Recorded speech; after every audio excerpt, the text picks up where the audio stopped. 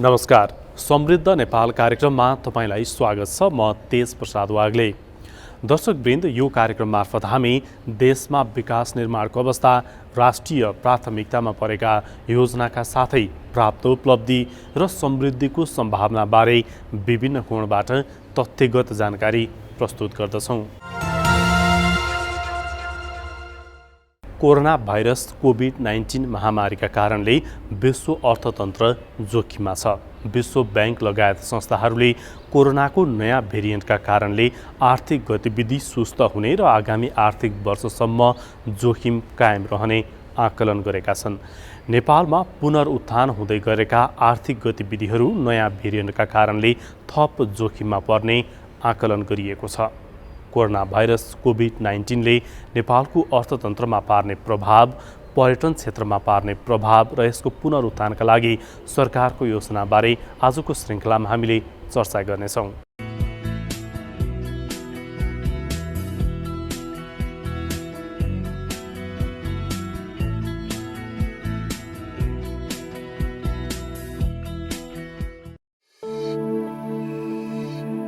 Corona भाइरसको नयाँ variant ओमिक्रोनका कारण विश्व अर्थतन्त्र जोखिममा परेको छ। विश्व अर्थतन्त्रको परिदृश्य प्रतिवेदन सार्वजनिक गर्दै विश्व ब्याङ्कले 2022 र 2023मा विश्वभरको अर्थतन्त्रलाई नयाँ भेरिएन्टले जोखिममा पार्ने आकलन गरेको छ। ओमिक्रोनका कारण आर्थिक गतिविधिमा प्रभाव पर्ने, मूल्य वृद्धि हुने तथा अन्यल बढ्ने पनि अनुमान प्रतिवेदनमा गरेको छ। Debt levels are quite high. We have inflationary pressures. We have climate-related challenges. When you put all of these, सरकारले चालु आर्थिक वर्षमा 7% को आर्थिक वृद्धि दर प्राप्त गर्ने बताउँदै आएको छ। विश्व ब्याङ्कको प्रतिवेदनमा भने चालु आर्थिक वर्ष 78-79मा नेपालको आर्थिक वृद्धि 4% सीमित हुने अनुमान गरेको छ। त्यसैगरी आगामी आर्थिक वर्षमा पनि आर्थिक वृद्धि दर 4.7% हुने विश्व ब्याङ्कको प्रक्षेपण छ। कोरोना विरुद्धको खोप अभियान र यसले अर्थतन्त्र चलायमान भइरहेको अवस्थामा यो वृद्धि दर प्राप्त हुन सक्ने विश्व ब्याङ्कको अनुमान छ। कोरोना महामारीका कारण आर्थिक वर्ष 2076-77मा नेपालको अर्थतन्त्र करिब 4 दशकपछि नकारात्मक हुँदै 2.1%ले ऋणात्मक वृद्धि भएको थियो। अर्थतन्त्रका परिसूचकहरूमा कोभिडले पारेको असरलाई चाहिँ न्यूनीकरण गर्न र त्यसलाई चाहिँ अब फेरि चाहिँ अब बुस्टअप गर्नका लागि चाहिँ विभिन्न कार्यक्रमहरू ल्याएको अवस्था थियो। गत विगतदेखि नै हामीले चाहिँ निजी क्षेत्रको चाहिँ मोरल र उसमा चाहिँ असर चाहिँ जुन परेको थियो त्यसलाई चाहिँ क्षतिपूर्ति दिने हिसाबले चाहिँ केही चाहिँ फेसिलिटेसनहरू गरिरहेको अवस्था थियो। त्यसबाहेक असङ्गठित क्षेत्रमा रहेका श्रमिकहरूमा पारेको प्रभावलाई पनि एड्रेस गर्ने चाहिँ हामीले प्रयास गरेका थियौँ। हामीले केही समय अघि मात्रै असङ्गठित क्षेत्रमा रहेका चाहिँ श्रमजीवी व्यक्तिहरूलाई चाहिँ प्रति परिवार 10,000 को दरले चाहिँ राहत वितरण पनि गरेका छौँ। अब त्यसले चाहिँ केही हदसम्म चाहिँ उहाँहरूको चाहिँ दैनिक जीवनयापनलाई केही सहज गर्ने र अब उहाँहरूलाई चाहिँ आफ्नो आफ्टर कोभिड चाहिँ आफ्नो आर्थिक गतिविधिमा चाहिँ फेरि फर्कनको लागि चाहिँ एक किसिमको चाहिँ उत्प्रेरणा हुने हिसाबले पनि हामीले त्यो गरेका थियौँ। त्यसबाहेक अन्य व्यवसायका अन्य क्षेत्रहरू, पर्यटन क्षेत्रहरूमा विभिन्न किसिमले अर्थतन्त्रका अरू मोडलबाट चाहिँ हामीले चाहिँ उहाँहरूलाई चाहिँ आवश्यक सहयोग र फेसिलिटेसन गरिरहेको अवस्था थियो भने अब यो आर्थिक वर्षदेखि चाहिँ अर्थतन्त्रका सूचकहरू चाहिँ केही पोजिटिभ हुँदै जाने हामीले अपेक्षा गरेको अवस्थामा फेरि यसले केही हदसम्म चाहिँ हामीलाई चाहिँ अब सोच्न बाध्य बनाउँछ कि जस्तो लाग्छ हामीलाई। अब हामीले यो आर्थिक वर्षमा 7% आर्थिक वृद्धिको चाहिँ अपेक्षा गरेका थियौँ। अब र कोभिडको कारणले गत विगतमा जुन किसिमले हामीले अपेक्षित आर्थिक वृद्धि दर हासिल गर्न सकेनौँ त्यसलाई चाहिँ बाउन्स ब्याक गरिन्छ भन्ने हिसाबले चाहिँ हामीले त्यो गरेका थियौँ। अब हाम्रो उपभोग दर लगायतका कुराहरू र अर्थतन्त्रका अरू सूचकहरू, कर्जाको प्रवाहको पनि वृद्धि दर हेर्दाखेरि चाहिँ बिस्तारै चाहिँ हामीले यो चाहिँ हाम्रो 7% को लक्ष्य अब हासिल गर्न सक्छौँ भन्ने हाम्रो चाहिँ त्यसमा अपेक्षा थियो, प्रयास पनि हाम्रो त्यतिर थियो। अब पछिल्लो फेजमा केही अन्तर्राष्ट्रिय निकायहरूले हामीलाई नेपालको चाहिँ आर्थिक वृद्धि दर 4% सीमित हुन्छ भनेर भनिरहेको अवस्था पनि थियो। उहाँहरूको रिपोर्टमा त्यो देखिएको अवस्था पनि छ। तर अझै पनि हामी चाहिँ त्यो वृद्धि दरलाई कायम राख्न र 7% वृद्धि दरलाई भेटाउने प्रयासमा चाहिँ हामी अझै पनि रहनेछौँ। त्यसको लागि चाहिँ हामीले गर्नुपर्ने आफ्नो कामहरू हामी गर्ने नै छौँ। र अर्थ मन्त्रालयको भर्सन चाहिँ के हो भन्दाखेरि कोभिडले जनजीविका र जनजीवनमा पारेको प्रभाव एकातिर छ, तर त्यसलाई अब हामीले चाहिँ हाम्रो अधिकांश अहिले जनसङ्ख्याले चाहिँ कोभिडको चाहिँ विरुद्ध भ्याक्सिन पनि लिइसकेको अवस्थामा चाहिँ अर्थतन्त्रको सहज परिचालन पनि सँगसँगै हुनसक्छ कि भन्ने चाहिँ हामीले त्यसको अपेक्षा गरेका छौँ। त्यसकारण यसले चाहिँ जनजीवनमा र स्वास्थ्य क्षेत्रमा ठुलै प्रभाव यदि पारेन भने अर्थतन्त्रलाई पनि सँगसँगै चाहिँ गतिशील बनाइराख्नुपर्छ भन्ने हाम्रो चाहिँ भर्सन त्यो रहेको छ। जस्तो अर्थतन्त्रका विभिन्न परिस्थितिहरूमा चाहिँ जस्तो उहाँहरूलाई चाहिँ कर्जामा सहुलियतको कुराहरू थिए, कर्जाको यो ब्याज तिर्ने, सामा ब्याज तिर्ने समयावधिमा चाहिँ सहुलियत गरेको अवस्था, त्यसबाहेक कोभिडको समयावधिलाई चाहिँ गणना नगरेको अवस्था, व्यवसायमा सरकारी ठेकापट्टाहरूमा कोभिडको समयावधिलाई गणना नगरेको अवस्था थियो। त्यसबाहेक उहाँहरूको कर तिर्ने समयावधिलाई केही हदसम्म चाहिँ सहुलियत गरेको अवस्थाहरू पनि थिए। हामीले अब असङ्गठित क्षेत्रहरूमा अघि मैले भनिहालेँ, असङ्गठित क्षेत्रमा रहेका श्रमजीवी परिवारहरूलाई चाहिँ राहतको व्यवस्थापन पनि गरेको अवस्था थियो। अब ब्याज दर पनि एक किसिमले कोभिड पछाडिको अवस्थामा चाहिँ व्यक्तिलाई अथवा चाहिँ व्यवसायलाई आफ्नो हिसाबले व्यवसायलाई पुनरुत्थान गर्ने मिल्ने हिसाबले नै त्यो हिसाबले चाहिँ एक किसिमले चाहिँ त्यो चाहिँ सहजीकरण भइरहेको अवस्था थियो भने अब हामी अझै पनि आवश्यकता पर्दा अब यो पालिको कोभिडको यो लहरले कति असर गर्छ, कति प्रभाव पार्छ भन्ने कुरा हेर्नै बाँकी छ। सरकारले अब यो कोभिडसँग लड्नको लागि अथवा यससँग सुरक्षित रहनको लागि चाहिँ केही निर्देशिकाहरू केही समय अगाडि मात्र निकालेको छ, केही गाइडलाइन्सहरू केही निर्देशनहरू निकालेको छ। यसबाट चाहिँ समग्र अर्थतन्त्रमा के कति प्रभाव पार्छ भनेर अबको लहरमा त्यसलाई अब हेर्नै बाँकी छ र त्यसलाई एसेसमेन्ट गर्न बाँकी छ। त्यसपछि हामीले आवश्यक त्यसलाई चाहिँ उपायहरू र मेजर्सहरू लिनेछौँ। विश्व ब्याङ्कको प्रतिवेदन अनुसार सन् 2022मा सार्क मुलुकमध्ये सबैभन्दा राम्रो आर्थिक वृद्धि दर मालदिप्सले गर्ने देखिएको छ। मालदिप्समा 11% वृद्धि प्राप्त हुने अनुमान छ भने दोस्रो स्थानमा भारत रहेको छ। भारतले 8.3% को वृद्धि दर भेटाउनेछ भने भुटानले 5.1% को वृद्धि दर भेटाउने प्रक्षेपण गरिएको छ।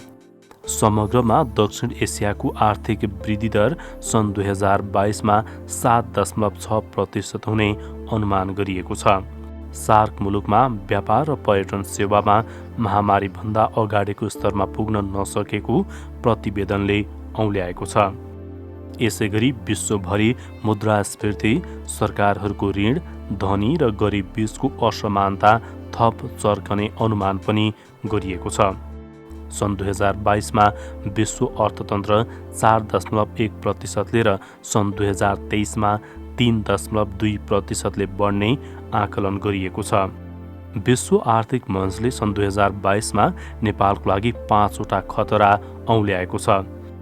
मञ्चले गत साता सार्वजनिक गरेको ओल्ड रिस्क रिपोर्टमा विभिन्न 5 कारणले नेपाल जोखिममा पर्ने जनाइएको छ। सन् 2022मा नेपालले बढ्दो बेरोजगारीले जनजीवनमा पार्ने असर, वातावरणीय खतरा, भू-राजनीतिक र रणनैतिक स्रोतहरू, संक्रामक रोग र प्रविधिगत असमानता र चुलिँदो आर्थिक अस्थिरता चुनौतीका रूपमा देखिएको छ। अब अहिलेसम्मको अनुमान अनुसार नेपालको आर्थिक वृद्धि दर यस आर्थिक वर्षमा 4 देखि 5 को बीचमा हुने भन्ने नेपाल सरकार, राष्ट्रिय तथ्याङ्क केन्द्रीय तथ्याङ्क विभाग र वर्ल्ड ब्याङ्क, IMF सबैले चाहिँ अनुमान गरेको अवस्था चाहिँ छ। तर यो कस्तो परिवेश थियो भन्दाखेरि अहिलेको यो तेस्रो लहर नआउँदाको परिवेश त्यो हो। अब तेस्रो लहर अहिले जसरी आइरहेको छ, जसरी व्यापक रूपमा समाजमा, समुदायमा र फैलिरहेको जुन अवस्था छ, यसले दुईवटा सङ्केत गर्दछ। एउटा चाहिँ अब लकडाउन गरिकन समस्या समाधान गर्ने, त्यसमा पनि दुई किसिमको, एउटा स्मार्ट लकडाउनको कुरा छ, एउटा कम्प्लिट लकडाउनको कुरो छ। अर्को चाहिँ लकडाउन नगरिकनै समस्या समाधान गर्ने अथवा जनस्वास्थ्यको मापदण्डहरू प्रयोग गरेर अगाडि बढ्ने कि भन्ने कुराहरू छ। नेपालको सन्दर्भमा अहिले हेर्नुभयो भने स्मार्ट लकडाउन लगभग सुरु भइसकेको छ। जस्तै यहाँहरूले हेर्नुभयो भने सिनेमा घरहरू, डान्स बारहरू, त्यस भन्दा अगाडि 25 भन्दा धेरै व्यक्तिहरू एकै ठाउँमा भेला नहुने कुराहरू, त्यस्तै यो सार्वजनिक ठाउँहरू भनौँ न, यस्तो किसिमको एक्टिभिटिजहरूलाई सरकारले रोक लगाइसकेको अवस्था छ। त्यसकारणले केही मात्रामा स्मार्ट लकडाउनले पनि निश्चित रूपमा अब सेवा क्षेत्र भनौँ न, मनोरञ्जनका क्षेत्रहरू सबै बन्द हुन्छन्। अब मनोरञ्जनका क्षेत्रको जुन ग्रोथ हुनुपर्ने हो त्यो थप्प हुने भयो। त्यसपछि तपाईको अब अझ योभन्दा फर्दर लकडाउन जाने हो भने यो औद्योगिक उत्पादनहरू, म्यानुफ्याक्चरिङ सेक्टरमा पनि प्रभाव पर्छ। अब अर्को कुरो के छ भने लकडाउन नगरे पनि अथवा स्मार्ट लकडाउनको अन्तर्गत इन्डस्ट्रीहरू नपर्ने पनि त्यहाँ तपाईको कामदारहरू अथवा त्यहाँ म्यानेजरहरूदेखि लिएर त्यहाँ काम गर्ने व्यक्तिहरू मा तपाईको कोभिड धेरै देखिराखेको अवस्था छ भनेपछि त्यो प्रभावित चाहिँ भइरहेको छ।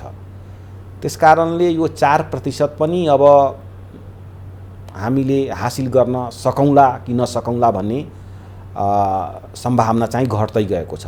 कृषि क्षेत्र मेन गरेर अलिकति कम प्रभावित हुन्छ, किनभने अब गाउँघरमा मान्छेहरू काम गर्छन्, भइहाल्छ। तर तपाईको कस्तो छ भन्दाखेरि अब अर्बन एरियामा विशेष गरेर शहरी क्षेत्रमा जुन उद्योग धन्दाहरू छ त्यो चाहिँ प्रभावित भइसकेको। अहिले पनि यहाँले हेर्नुभयो भने काठमाडौँको सडकहरूमा चापहरू घटिसकेको छ। मैले नै अब आउँदाखेरि पनि हेर्छु, पहिले जति जाम हुन्थ्यो त्यो जाम कम भइरहेको छ। भन्न खोजेको बाटोमा ट्राफिक जाम कम हुनु र बाटोमा गाडीहरूको धेरै भिड कम हुनु भनेको आर्थिक गतिविधि कम भइसक्यो भने हो त्यो। किनभने मान्छे आर्थिक गतिविधि गर्नलाई बाहिर निस्केको छैन भने आर्थिक गतिविधि प्रभावित भयो। अब तपाईको ग्रोथ रेट कम हुने स्थिति भइसक्यो। त्यसकारणले अब चाहिँ यो 4% पनि हामी गर्न सक्छौँ कि सक्दैनौँ भन्ने चाहिँ शङ्का उत्पन्न भएको छ। अब तथापि यो कति समय रहन्छ? अर्को एउटा जनस्वास्थ्यविदहरूले के भनिराखेको छ भने यो 3-4 दिनमा, 1 हप्ताभित्रै सन्चो हुने यो अहिलेको भेरिएन्ट हो भने पनि भनिराखेको छ। त्यसकारणले यसको कुनै केही भन्न सकिन्न। यो अब आउने दिनहरूले हाम्रो ग्रोथ रेटको बारेमा निश्चित गर्छ र यो चाहिँ अवस्था चाहिँ रहेको छ। सरकारको प्राथमिकतामा खोप रहेको छ र सबैजनालाई खोप दिन सकियो भने त्यहाँ कोभिडको समस्या कम हुन्छ र आर्थिक गतिविधिहरू बढाउन सकिन्छ भने कारणले नै प्रथम प्राथमिकतामा खोप राखिएको छ। त्यस्तै स्वास्थ्यको बजेट हेर्नुभयो भने निकै नै बढाइएको अवस्था चाहिँ पोहोर सालको बजेटमा छ।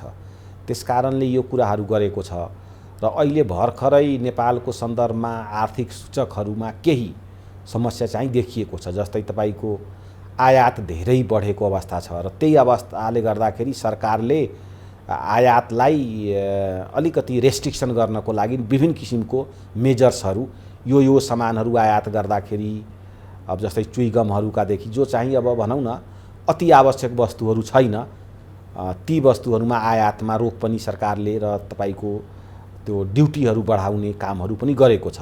त्यसकारणले यो कारणहरू पनि एउटा छ अर्थतन्त्रलाई राम्रो बनाउनको लागि।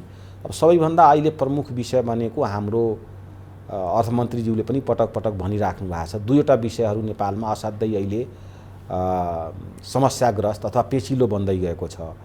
एउटा भनेको हाम्रो उद्योग धन्दामा अथवा म्यानुफ्याक्चरिङ सेक्टरमा हाम्रो एकदमै कम इन्भेस्टमेन्ट गयो एउटा कुरो, र दोस्रो कुरो चाहिँ पुँजीगत खर्च चाहिँ हामी गर्न सकिरहेको छैन। अब लगभग 6 महिना बित्न थालिसक्यो, जम्मा 12-15% पुँजीगत खर्च हामी गरेका छौँ, जबकि लगभग 50-60% भइसक्नुपर्ने हो। र पुँजीगत खर्च नहुँदाखेरि तपाईँको के छ भने अब डिमान्ड सप्लाई सबै प्रभावित हुने भयो, मार्केटमा लिक्विडिटीको क्राइसिस भएको छ। त्यस कारणले यसमा पनि सरकार निरन्तर रूपमा अस्ति भर्खरै मन्त्री परिषद प्रधानमन्त्रीज्यू आफै तपाईँको के छ भने सबै मन्त्रालयको मन्त्री सचिवहरूलाई बोलाएर तपाईँको ल पुँजीगत खर्चमा एकदम सरकार के अरे जनताको कामलाई असर नपर्ने गरी तपाईँहरू काम अगाडि बढाउनुहोस् भनेमा सम्माननीय प्रधानमन्त्रीज्यूले आफ्नै अग्रसरतामा कामहरू भन्नुभएको छ। अर्थमन्त्रीज्यूले त पटक पटक मन्त्रीहरूलाई सचिवहरूलाई योजना आयोगको सदस्यहरूलाई बोलाएर भनिराख्नु भएको छ। त्यस कारणले सरकारले निरन्तर रूपमा पुँजीगत खर्च कसरी बढाउन सकिन्छ, यो डिमान्ड र सप्लाईको सिचुएसन अथवा मनी जुन लिक्विडिटी क्राइसिस छ त्यसलाई कसरी अगाडि बढाउन सकिन्छ भन्ने कुरामा निरन्तर लागेको छ। तथापि सोचे जतिको हामीले प्रोग्रेस गर्न सकिराखेका छैनौँ, किनभने डाटाले देखाउँदाखेरि आयात पनि बढेकै छ, तपाईँको पुँजीगत खर्च हुन सकेको छैन। त्यस कारणले यसमा चाहिँ सरकार लागिरहेको अवस्था चाहिँ छ। कोरोना भाइरस कोभिड-19 को नयाँ भेरिएन्टका कारणले विभिन्न क्षेत्रमा प्रभाव परेको छ। त्यसमा पनि सबैभन्दा बढी प्रभाव परेको क्षेत्र पर्यटन क्षेत्र हो। महामारी नियन्त्रण हुँदै गएपछि बाह्य पर्यटक आगमन बढेर यो क्षेत्रमा केही आशाको सञ्चार भएको थियो। पुनः महामारी सुरु भएपछि यो क्षेत्र सुस्ताउने आकलन गरिएको छ। पर्यटन क्षेत्रको पुनरुत्थान कसरी सम्भव छ, यो विषयमा रिपोर्ट अब हामी प्रस्तुत गर्नेछौँ। विश्वभरि नै कोरोनाको त्रास कायमै छ भने यसका विभिन्न भेरिएन्टहरू देखा परेका छन्। गत वर्ष डेल्टा भेरिएन्टले त्रस्त बनाएको विश्व मानव समुदाय पछिल्लो समय आएर ओमिक्रोन भेरिएन्टका कारण चिन्तित बन्न पुगेको छ। कोभिडको नयाँ भेरिएन्टको रूपमा देखिएको ओमिक्रोनले प्रतिरक्षालाई कमजोर बनाउने र बढी सङ्क्रामक भएको विश्व स्वास्थ्य सङ्गठनले जनाएको छ। यसले विश्वका विभिन्न क्षेत्रमा असर पुर्याएको छ। प्रभावित क्षेत्रमध्ये पर्यटन क्षेत्र पनि एक हो। महामारी नियन्त्रणमा आएर बाह्य पर्यटन केही मात्रामा बढिरहेको सन्दर्भमा पुनः कोभिड-19 को ओमिक्रोन भेरिएन्टले पर्यटन क्षेत्रलाई त्रस्त बनाएको छ। विभिन्न मुलुकले विदेशी नागरिकलाई आफ्नो देशमा प्रतिबन्ध लगाउन सुरु गरेका कारण पर्यटन व्यवसाय पुरानै अवस्थामा जाने हो कि भन्ने चिन्ता विश्वव्यापी रूपमा बढिरहेको छ। यो आर्थिक वर्षको सुरुदेखि अर्थतन्त्रका केही सूचकहरू चाहिँ अलि सकारात्मक स्थितिमा गइरहेको अवस्था थियो। जस्तो हाम्रो चाहिँ उपभोग बढिरहेको अवस्था, आयातले पनि त्यो देखाएको थियो। यसले चाहिँ इकोनोमिक एक्टिभिटी अलिक बढेको भन्ने देखिरहेको अवस्था थियो। अनि पर्यटन क्षेत्रमा पनि राम्रै आशातीत सुधार हामीले देखिरहेको अवस्था।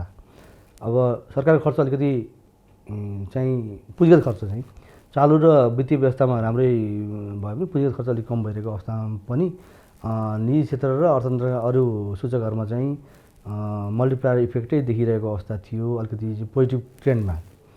तर अब विगत यो केही समय भनौँ न 1-2 हप्ता मात्रै भएको छ जस्तो लाग्छ मलाई देखि चाहिँ अब अलिकति यसको असर चाहिँ नेपालमा पनि पर्छ कि भन्ने अन्तर्राष्ट्रिय स्तरमा यसको चाहिँ असर परिसकेको अवस्था छ। विदेशतिर त्यसले पारेको प्रभावले एउटा कुरा चाहिँ हाम्रो पर्यटन क्षेत्रमा चाहिँ प्रभाव परिसकेको छ।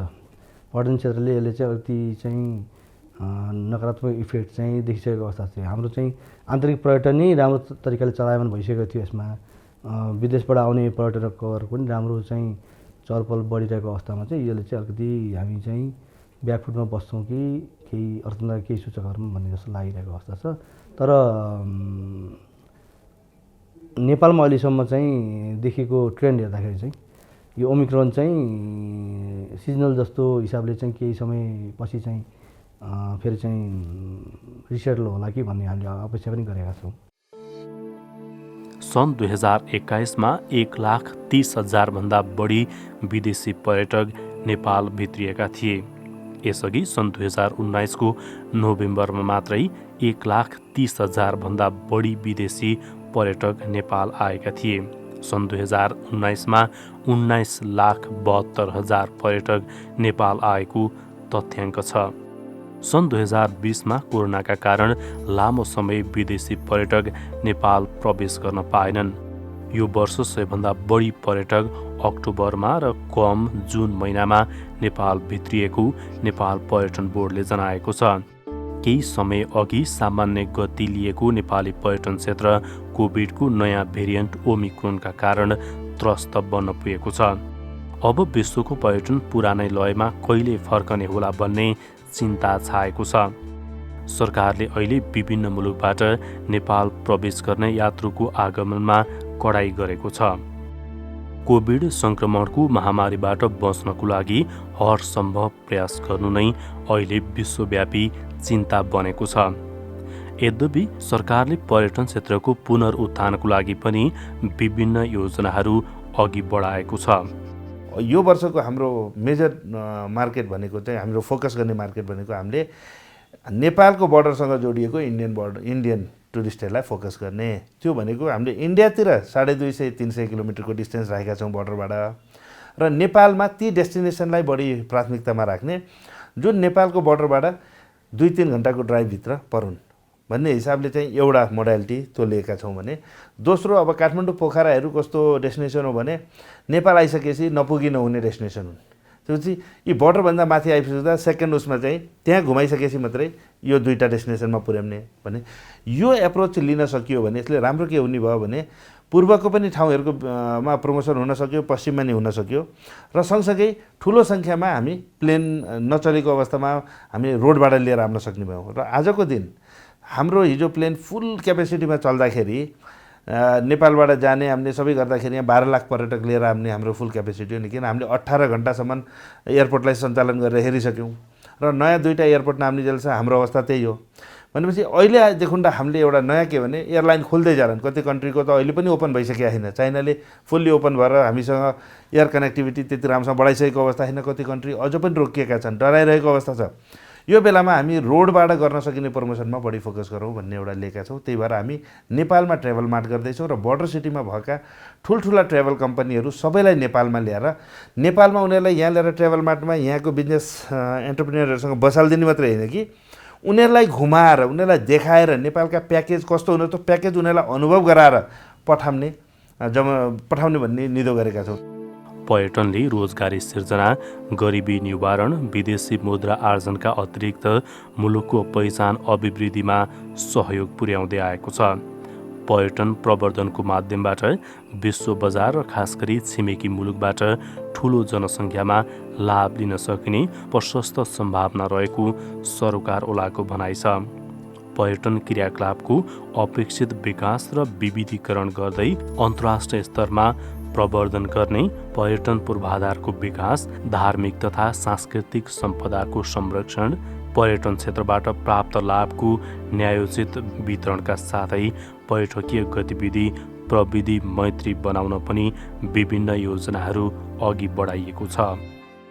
पर्यटनको स्वरूपमा सुधार गर्दै सहरी भिडभाडमा रम्ने भन्दा सम्पदाको अवलोकन, प्राकृतिक दृश्यावलोकन तथा पदयात्रा र पर्वतारोहणका साथै साहसिक पर्यटनमा रुचि राख्ने पर्यटकलाई आकर्षित गर्ने नीति अवलम्बन गर्नुपर्ने यसका विज्ञहरूको भनाइ छ। यसो गर्दा बसाइ अवधि लम्ब्याउन सकिनुका साथै पर्यटकको दैनिक खर्च समेत बढाउन सकिन्छ। पर्यटन क्षेत्रबाट रोजगारी सिर्जना गरी आय आर्जनका माध्यमबाट जनताको जीवनस्तर उकास नीति रहेको सन्दर्भमा सुरक्षित पर्वतीय पर्यटन, साहसिक एवं मनोरञ्जनात्मक पर्यटन, सामाजिक सांस्कृतिक पर्यटन र पर्यापर्यटनको अधिकतम उपयोग गरी यसको संरक्षण, विकास र प्रवर्धन गर्न सरकारले सरोकारवालाहरूसँग सहकार्य गर्नुपर्ने विज्ञहरूको भनाइ छ। कोरोना भाइरस कोभिड-19 को नयाँ भेरिएन्टका कारणले विश्व अर्थतन्त्र नै जोखिममा परेको छ। आगामी आर्थिक वर्षसम्म आर्थिक गतिविधिहरू सुस्त हुने विश्व बैंक लगायत विभिन्न संस्थाहरूले आकलन गरेका छन्।